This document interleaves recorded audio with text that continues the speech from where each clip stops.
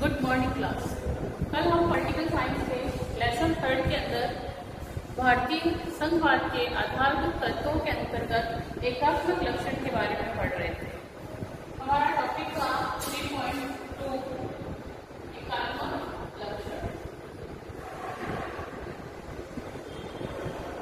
एकात्मक लक्षण के अंदर हमने 5 पॉइंट को क्लियर किया था।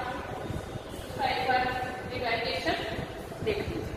पहला जो इसके अंदर पॉइंट था वह था एक संविधान। एकात्मक लक्षण जैसा कि नाम से ही जाहिर होता है जिसके अंदर शक्तियां सारी एक सरकार के पास हो, और भारत जो है वह ऐसा देश है, लोकतंत्रात्मक देश है, और इसी के नाते भारतीय संविधान के अंतर्गत जितनी भी सारी शक्तियां हैं एकात्मक लक्षण को ध्यान में रखते हुए केंद्र सरकार के पास है। जिसके अंतर्गत पहला जो लक्षण था वह था, इसके अंदर जो विशेषता बताई गई थी एकात्मक लक्षण की, उसमें पहला था एक संविधान का निर्माण किया गया है।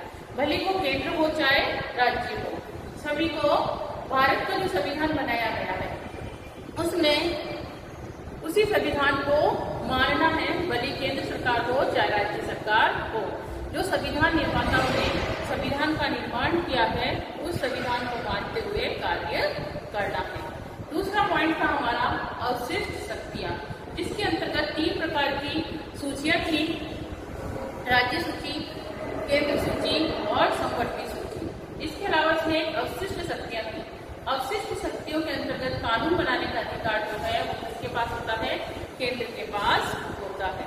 वैसे तो राज्य सूची का पर कानून बनाने का अधिकार राज्य सूची को है, संघ सूची में कानून बनाने का अधिकार केंद्र सरकार को है, संवर्ती सूची में कानून बनाने का अधिकार राज्य सूची और केंद्र सूची दोनों मिलकर बनाते हैं। लेकिन जब कभी भी विवाद की स्थिति उत्पन्न होती है तो केंद्र सरकार द्वारा लिया गया निर्णय ही मान्य होता है। तो यहाँ पर कहने का मतलब यह है कि जितनी भी शक्तियां हैं उसके अंतर्गत सर्वोपरि जो है वह केंद्र सरकार है, और केंद्र सरकार के पास ये शक्तियों के होने के कारण वो क्या कहलाती है? एकात्मक लक्षण की विशेषता कहलाती है। तीसरा हमने पढ़ा था संविधान संशोधन। संविधान संशोधन की भी अगर हम बात करें तो ये शक्ति भी सबसे ज्यादा किसको प्राप्त है? केंद्र सरकार को प्राप्त है। और चौथा था शक्तियों का विभाजन। शक्तियों का विभाजन अलग अलग प्रकार से किया गया है। भाई केंद्र के पास केंद्र सरकार के विषयों पर कानून बनाने का अधिकार है, राज्य के पास राज्य पर कानून बनाने का अधिकार है, केंद्र के पास 97 विषय है और राज्य के पास 66 विषयों पर कानून बनाने का अधिकार है। साथ ही साथ इसके अंतर्गत संवर्ती सूची के जो विषय हैं उस पर 47 विषयों पर कानून बनाने का जो अधिकार है केंद्र और राज्य दोनों को मिलकर है। तो इस प्रकार से शक्तियों का विभाजन भी किया गया है। सबसे ज्यादा जो विषय है वो केंद्र सरकार को दिए गए हैं। 5वां पॉइंट हमने पढ़ा था आपातकालीन शक्तियां। आपातकालीन शक्तियों की बात करें तो इसके अंतर्गत 3 अनुच्छेदों की बात कही गई है, 352, 356 और 360। अगर राष्ट्रपति को यह पता चल जाता है कि किसी भी भारत के किसी भी भाग पर या तो युद्ध की स्थिति हो गई है या बाहर में आक्रमण कर दिया गया है या फिर सशस्त्र विद्रोह की स्थिति उत्पन्न हो गई है और राष्ट्रपति को ये विश्वास हो जाता है कि हाँ वाकई में भारत के किसी भाग पर इस प्रकार की आपदा आ पड़ी है, तो राष्ट्रपति अनुच्छेद 352 के द्वारा देश के किसी भी भाग में क्या कर सकता है? भाई आपातकाल की घोषणा कर सकता है। वो था 352 अनुच्छेद। फिर था 356 अनुच्छेद। 356 के अकॉर्डिंग राज्य के अंतर्गत राज्यपाल अपने राज्य की स्थिति से परिचित कराएगा और उस राज्य का जो कानून है वो बनाए गए संवैधानिक प्रावधानों के अनुसार नहीं चल रहा है, संवैधानिक विफलता आ गई है, तो राज्यपाल के कहने पर या फिर किसी और व्यक्ति के कहने पर राष्ट्रपति को ये विश्वास हो जाए कि वाकई में ऐसी स्थिति उत्पन्न है, तो वह राज्यों के अंतर्गत क्या करेगा? भाई आपातकाल की घोषणा करेगा।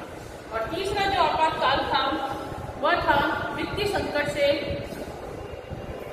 360 अनुच्छेद के द्वारा लगाया जाता है। अगर किसी देश की आर्थिक स्थिति या किसी राज्य की आर्थिक स्थिति जो है वह संकट में पड़ जाती है, तब 360 अनुच्छेद के द्वारा वित्तीय आपातकाल की घोषणा की जाती है। तो ये तो था हमारा रिवाइजेशन 5 पॉइंटों का। अब जो है अब हम आगे का पढ़ेंगे। 6 पॉइंट है राज्यसभा में राज्यों का असमान प्रतिनिधित्व। 6 पॉइंट है राज्यों में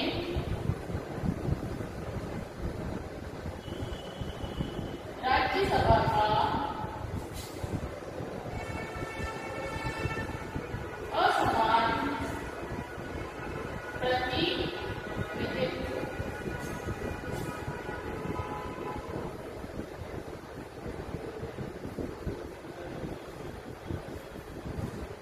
राज्यों में राज्यसभा का असमान प्रतिनिधित्व, इसके अंतर्गत क्या कहा गया है भाई?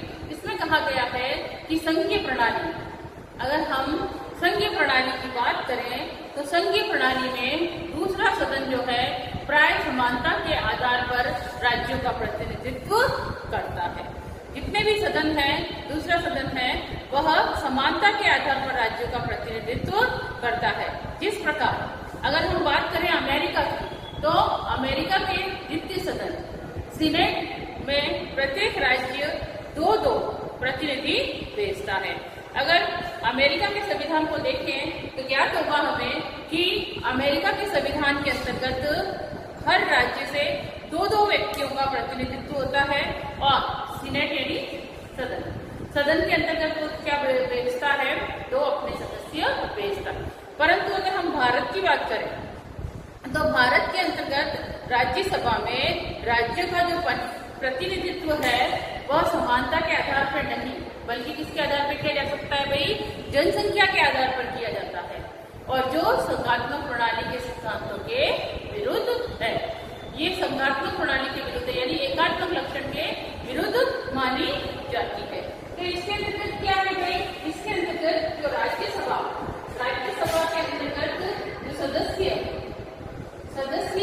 भेजे जाते हैं वह किसके आधार पर भेजे जाते हैं? राज्यों की जनसंख्या के आधार पर। किसके आधार पर? राज्यों की जनसंख्या के आधार पर क्या किया जाता है भाई? राज्यों की जनसंख्या के आधार पर इनका व्यक्तियों का चयन किया जाता है कि जिस राज्य की जनसंख्या अधिक होगी उस आधार पर भी उसके राज्यसभा में क्या होंगे भाई?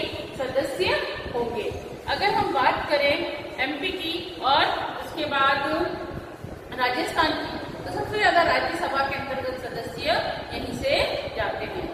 एक तो यूपी और एक राजस्थान में राज्यसभा के सदस्यों का ज्यादा चयन होता है। क्यों? क्योंकि यहाँ की जो जनसंख्या है यूपी की और राजस्थान की जनसंख्या जो है वह अधिक है, और जनसंख्या अधिक होने के कारण यहाँ की जो राज्यसभा में सदस्य हैं वह भी ज्यादा निर्वाचित होते हैं।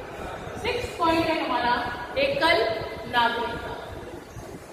7 पॉइंट है एकल नागरिकता। एकल नागरिकता के अंतर्गत देखिए,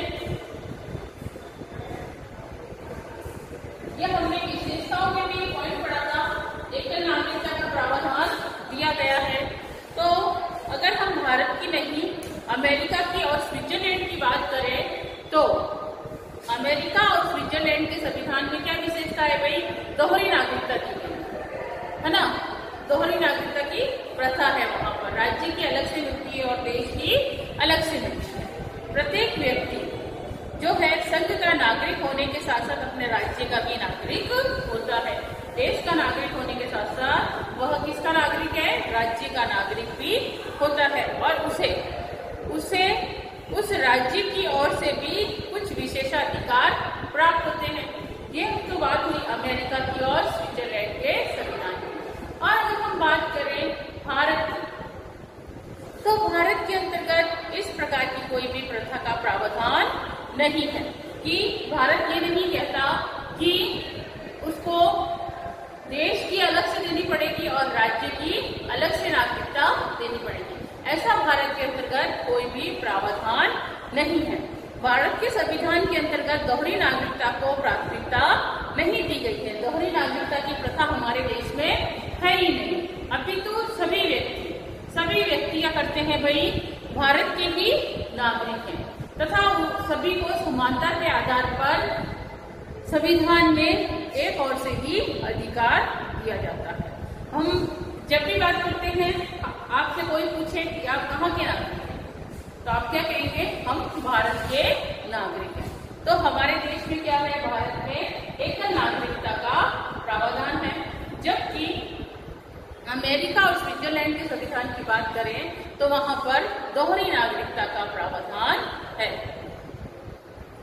8वां पॉइंट है हमारा प्रारंभिक बातों में एकरूपता, यानी कि जो शुरुआत की बातें प्रारंभिक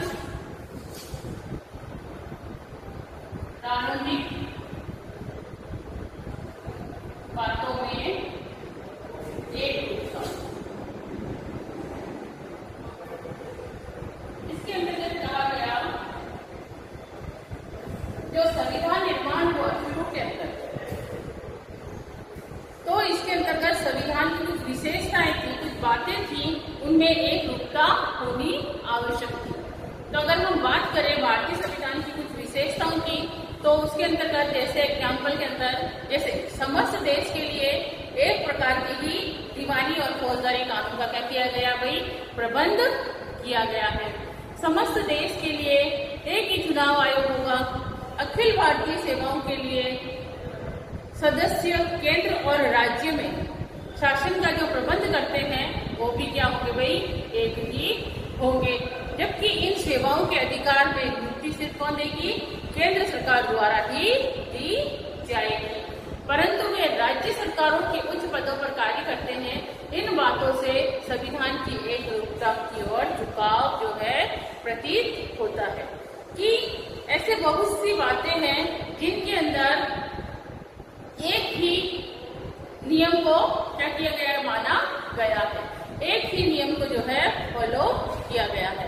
अब भले ही वो दीवानी मामले हो, चाहे अखिल भारतीय सेवाएं हो, चाहे चुनाव आयोग हो, इन सभी के लिए क्या किया गया भाई, इन सभी के लिए केंद्र और राज्य का शासन का प्रबंध तो करते हैं, जबकि इसके अंतर्गत क्या करते हैं, इन सेवाओं के जो अधिकारी होते हैं उन्हें नियुक्त करने का जो अधिकार है वो किसके पास होता है, केंद्र सरकार के पास होता है। परंतु वे राज्य की सरकारों से उच्च पदों पर कार्य करा सकते हैं। राज्य के जितने भी सरकार के अंदर उच्च पद है उन पे कार्य कौन करा सकता है, केंद्र सरकार द्वारा कराया जाता है। इसी कारण संविधान की एकरूपता का जो झुकाव है किसकी तरफ दिखाई देता है, केंद्र की तरफ दिखाई देता है, और केंद्र की तरफ दिखाई देने से इसका जो एकात्मक लक्षण है वो उभरकर सामने आता है। इसके अंतर्गत 9th पॉइंट है एकल संगठित न्याय व्यवस्था। क्या कहा गया भाई, एकल संगठित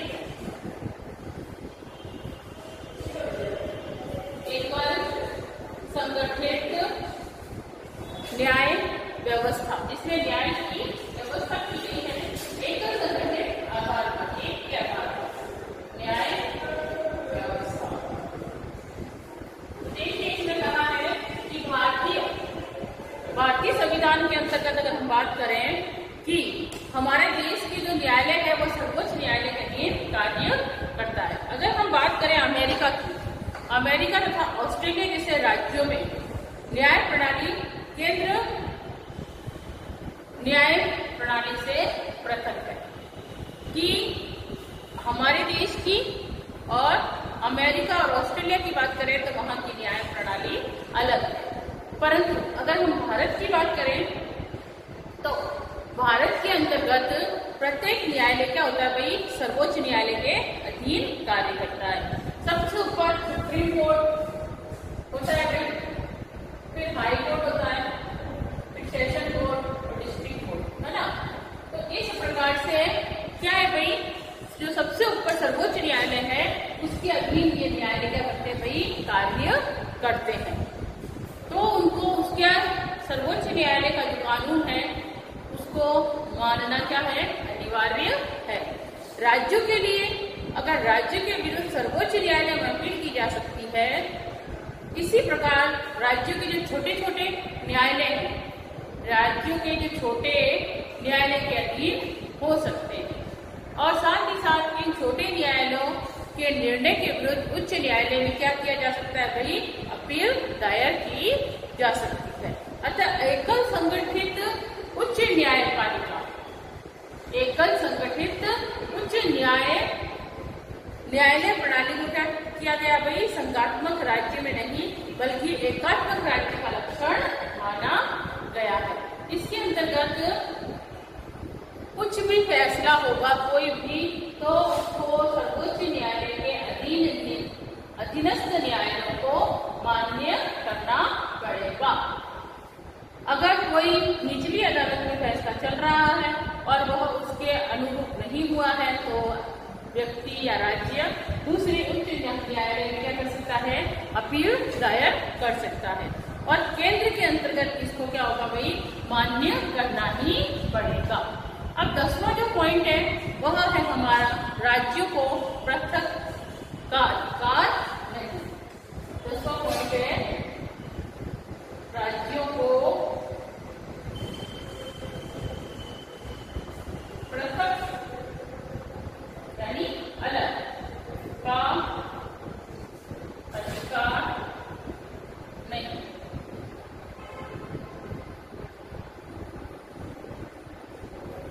तो देखिए इसके अंतर्गत क्या कहा गया है कि भारत संघ के राज्यों को संघ से पृथक होने का अधिकार नहीं है, कि जिस प्रकार से राज्यों का संघ कहा गया है भारत को, तो इसको अलग करने का अधिकार ये नहीं देता है। इस संदर्भ में उल्लेखनीय है कि 1963 के अंतर्गत 1963 में एक संविधान संशोधन हुआ जिसका नाम था 16वां संविधान संशोधन। इसके अंतर्गत 16वां संविधान संशोधन हुआ जिसमें कहा गया, कब हुआ भाई, 16वां संविधान संशोधन जो है वह 1963 में हुआ, और इसमें ये बात स्पष्ट कर दी गई कि संघ से पृथक होने के पक्ष पोषण को वाक स्वतंत्रता संरक्षण प्राप्त नहीं होगा। कि इसके लिए अगर संघ से राज्य जो है संघ से अलग होता है तो उसको अपनी वाक स्वतंत्रता का संरक्षण प्राप्त नहीं होगा, अपने विचार व्यक्त करने की स्वतंत्रता का अधिकार नहीं होगा। ये किसमें कहा गया भाई, 16वें संविधान संशोधन में इस बात को स्पष्ट किया गया। 1963 में यह संविधान संशोधन हुआ और इसमें कहा गया कि अगर राज्यों को पृथक करना है, राज्य को वैसे तो पृथक होने का अधिकार दिया ही नहीं गया है, और अगर वो पृथक करता भी है तो उसकी जो पक्ष पोषण की जो स्वतंत्रता है, बोलने की जो स्वतंत्रता है, वाक स्वतंत्रता है, उसको संरक्षण प्राप्त नहीं होगा। ये था राज्यों को पृथक करने का अधिकार। 11वां जो पॉइंट है हमारा है, सीमाओं में परिवर्तन हेतु राज्य की सहमति अनिवार्य नहीं। सीमाओं में परिवर्तन हेतु राज्यों की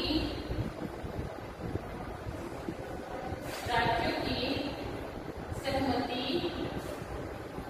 आवश्यक नहीं।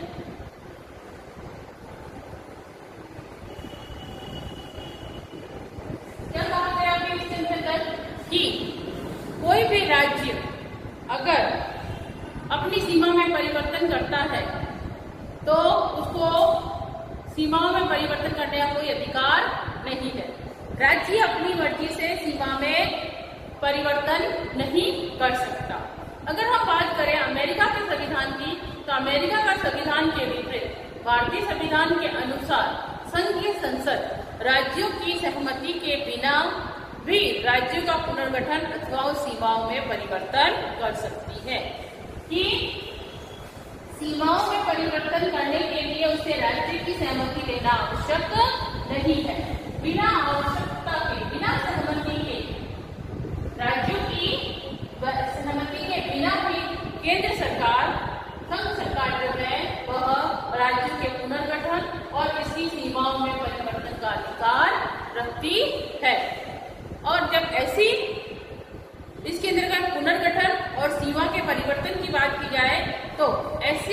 की सामान्य प्रक्रिया के अनुसार साधारण बहुमत के आधार पर किया जाता है।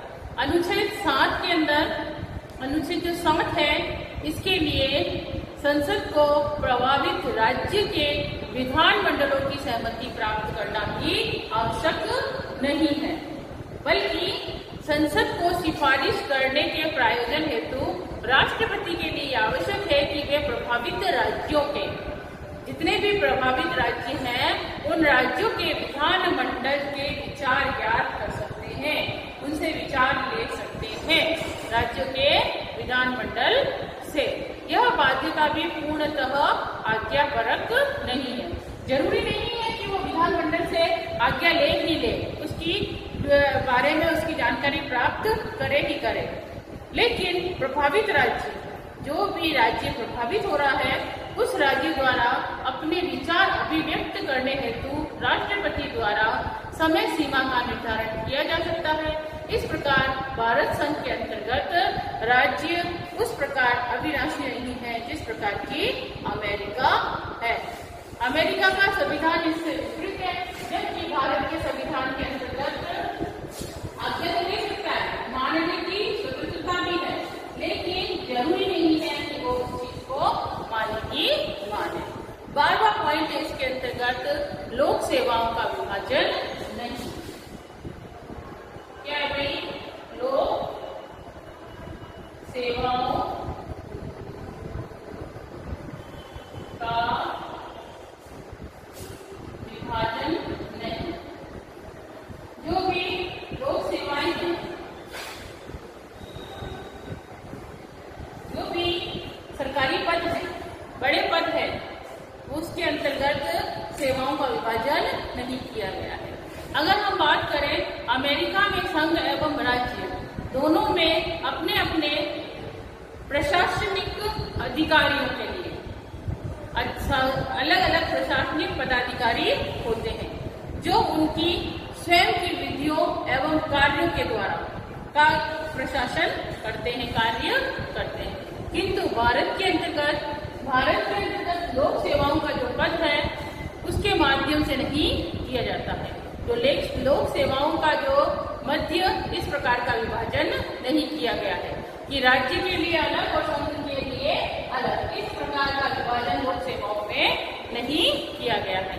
अधिकांश जितने भी लोक सेवा के जो पद हैं का नियोजन राज्य सरकार द्वारा किया जाता है, किंतु वह अपने अपने राज्यों के अंतर्गत लागू होने वाले संघ और राज्य दोनों द्वारा निर्मित विधि के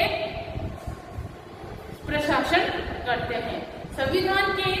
भारतीय संविधान के अंदर अनुच्छेद 312 के अंदर इसका जो अनुच्छेद है वह है 312।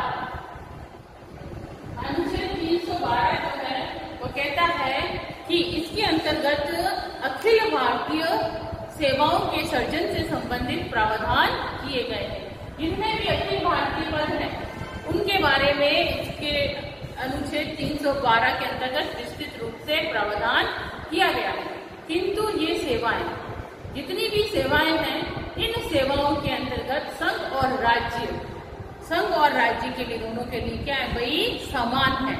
संघ द्वारा नियुक्त भारतीय प्रशासनिक सेवा के जितने भी सदस्य हैं या तो संघ के किसी विभाग के अधीन नियोजित किए जाएंगे अथवा किसी राज्य सरकार के अधीन किए जाएंगे। लोक सेवाओं के अंतरिक्त होती है कि जो सेवाएं हैं, लोक सेवकों की जितनी भी सेवाएं हैं वह अंतर्नीय होती है, इन दोनों में अंतर होता है। संघ के अधीन नियोजित किए जाने पर भी वे प्रश्नगत विषयों पर लागू होने वाली संघ एवं राज्य दोनों द्वारा निर्मित विधियों का प्रशासन करते हैं। राज्य के अधीन सेवा करते हुए अखिल भारतीय सेवाओं के जितने भी सदस्य हैं उन सदस्यों को केवल संघ सरकार द्वारा ही पद से हटाया जा सकता है। अगर हम बात करें केंद्र और राज्य के जो लोक सेवा अधिकारी हैं, उनको अगर किसी गलत कार्य करने पर उन्हें अगर अपने पद से हटाना है तो राज्य सरकार उनको उनके पद से नहीं हटा सकती, बल्कि केंद्र सरकार ही उनको उनके पद से क्या कर सकती है भाई? हटा सकती है।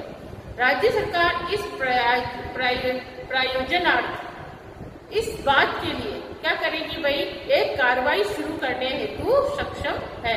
यानी कि उस कार्रवाई को तो कर सकती है कि किसी भी व्यक्ति के विरुद्ध अगर गलत साबित हो रहा है, दोष साबित हो रहा है, तो उस दोष के विरुद्ध वो कार्रवाई कर सकती है राज्य सरकार, परंतु उसे अपने पद से नहीं हटा सकती।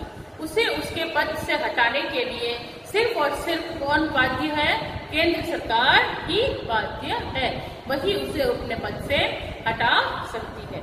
तो ये हमारे पॉइंट ये बताते हैं हमें कि जो भी एकात्मक लक्षण है वह एकात्मक लक्षण किसके अनुसार है, केंद्र सरकार के अनुसार है। तो इसमें वापस से देखिए एक बार कि यहाँ पर ये टॉपिक जो है वो खत्म हो चुका है एकात्मक लक्षण के।